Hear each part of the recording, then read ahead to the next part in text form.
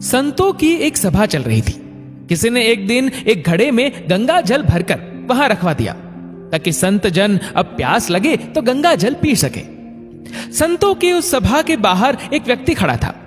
उसने गंगा जल से भरे घड़े को देखा तो उसे तरह तरह के विचार आने लगे। वह सोचने लगा, आहा, ये घड़ा कितना भाग्यशाली है। एक तो इसमें किसी तालाब पोखर का नहीं बल्कि गंगा जल भरा गया, और दूसरे ये अब संतों के काम आएगा।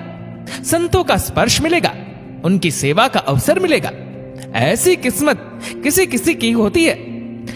घड़े ने उसके मन के भाव पढ़ लिए और घड़ा बोल पड़ा, बंधु, मैं तो मिट्टी के रूप में शून्य पड़ा था, किसी काम का नहीं था। कभी नहीं लगता था कि भगवान ने हमारे साथ न्याय किया है। फिर एक दिन एक कुम्हार आया। उसने फावड़ा मार मार कर हमको खोदा और गधे पर लाद कर अपने घर ले गया। वहां ले जाकर हमको उसने रौंदा, फिर पानी डालकर गूंथा, चाक पर चढ़ाकर तेजी से घुमाया, फिर गला काटा, फिर थापी मार मार कर बराबर किया। बात यही नहीं रुकी। उसके बाद आवे की आग में झोंक दिया जलने को। इतने कष्ट सहकर बाहर निकला तो गधे पर लाद कर उसने मुझे बाजार में भेज दिया। वहां भी लोग ठोक ठोक कर देख रहे थे कि ठीक है कि नहीं। ठोकने पीटने के बाद मेरी कीमत लगाई भी तो क्या, बस 20 से 30 रुपए। मैं तो पल पल यही सोचता रहा कि हे ईश्वर, सारे अन्याय मेरे ही साथ करना था। रोज एक नया कष्ट, एक नई पीड़ा देते हो। मेरे साथ बस अन्याय ही अन्याय होना लिखा है। भगवान ने कृपा करने की भी योजना बनाई है, ये बात थोड़े ही मालूम पड़ती थी।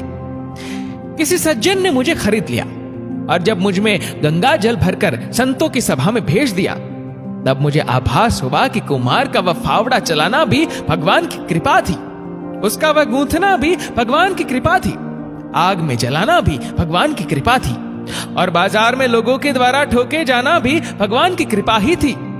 अब मालूम पड़ा कि सब भगवान की कृपा ही कृपा थी। परिस्थितियां हमें तोड़ देती है, विचलित कर देती है, इतनी विचलित कि भगवान के अस्तित्व पर भी प्रश्न उठने लगते हैं। क्यों हम सब में शक्ति नहीं होती ईश्वर की लीला समझने की, भविष्य में क्या होने वाला है उसे देखने की।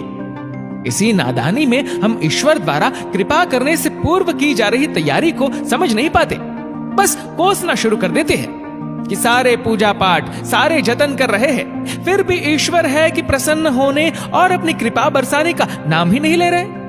पर हृदय से और शांत मन से सोचने का प्रयास कीजिए, क्या सचमुच ऐसा है या फिर हम ईश्वर के विधान को समझ ही नहीं पा रहे। आप अपनी गाड़ी किसी ऐसे व्यक्ति को चलाने को नहीं देते जिसे अच्छे से ड्राइविंग न आती हो, तो फिर ईश्वर अपनी कृपा उस व्यक्ति को कैसे सौंप सकते हैं जो अभी मन से पूरा पक्का न हुआ हो। कोई साधारण प्रसाद थोड़ी है ये, मन से संतत्व का भाव लाना होगा। ईश्वर द्वारा ली जा रही परीक्षा की घड़ी में भी हम सत्य और न्याय के पथ से विचलित नहीं होते, तो ईश्वर की अनुकंपा होती जरूर है।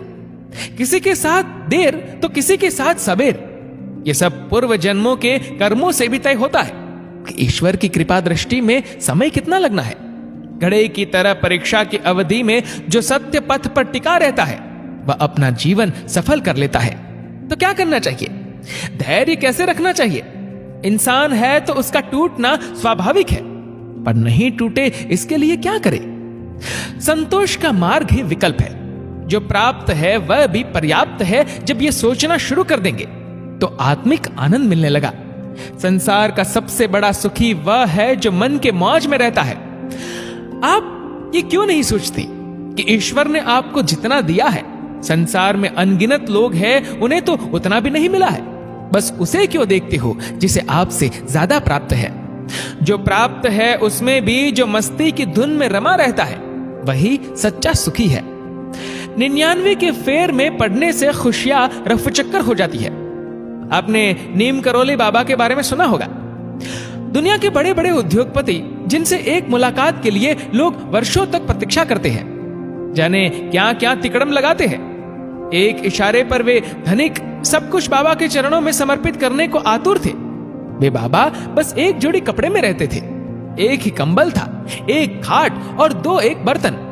सोचना जरा आप, धन से ही सारे सुख होते तो वे लोग बाबा के चरणों में क्यों लौट रहे होते?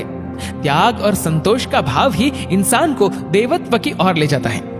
ये मिल जाए वो मिल जाए का भाव आसुरी प्रवृत्तियों को जन्म देता है। इस आपाधापी में ही पाप कर्म होते हैं। असल में आप ईश्वर की कृपा पर विश्वास करेंगे तो आप जहां भी देखेंगे वहां ही आपको कृपा मालूम पड़ेगी। बस कृपा ही कृपा, कृपा ही कृपा। प्रभु की मूर्ति कृपामयी है। प्रभु के पास कृपा के सिवाय और पूंजी कोई है ही नहीं। केवल कृपा है, कृपा है, कृपा है। आशा है आपको ये कथा प्रेरक और उपयोगी लगी होगी। अगर आपको वीडियो अच्छा लगा हो तो इस वीडियो को लाइक करेगा, शेयर करेगा ज्यादा से ज्यादा लोगों तक। और ऐसे ही और भी इंस्पिरेशनल वीडियोस के लिए सब्सक्राइब करें हमारे यूट्यूब चैनल को और फेसबुक पर फॉलो करें हमारे पेज को। धन्यवाद।